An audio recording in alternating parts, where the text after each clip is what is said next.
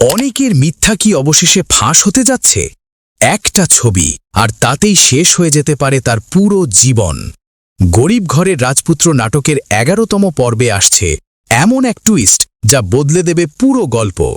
এতদিন যে সত্যটা লুকিয়েছিল তা এবার সামনে আসতে চলেছে, কারণ অনিকের নিজের মানুষই এবার তার বিরুদ্ধে দাঁড়াবে। অনিকের বন্ধু সরাসরি তার শ্বশুরের সামনে গিয়ে দেখাবে অনিক আর মেঘলার সেই বিয়ের ছবি। এই মুহূর্তে অনিক কি করবে? সে বলবে সবকিছুই এআই দিয়ে বানানো, সব মিথ্যা। কিন্তু এই অজুহাত কি আর কাজ করবে? শুরু হবে সন্দেহ, শুরু হবে খোঁজ, আর একে একে বেরিয়ে আসবে অনিকের আগের বিয়ের সত্য, তার লুকোনো পরিচয়। তারপর বাড়ি থেকে বের করে দেওয়া, এমনকি পুলিশে দেওয়ার সিদ্ধান্তও নেওয়া হবে। সবকিছু ভেঙে পড়বে অনিকের জীবনে। অন্যদিকে মেঘলা অপমান আর কষ্ট নিয়ে বসে আছে। বৃষ্টির সামনে তাকে ছোট করা হয়েছে। তাই মিস করবেন না এই এপিসোড।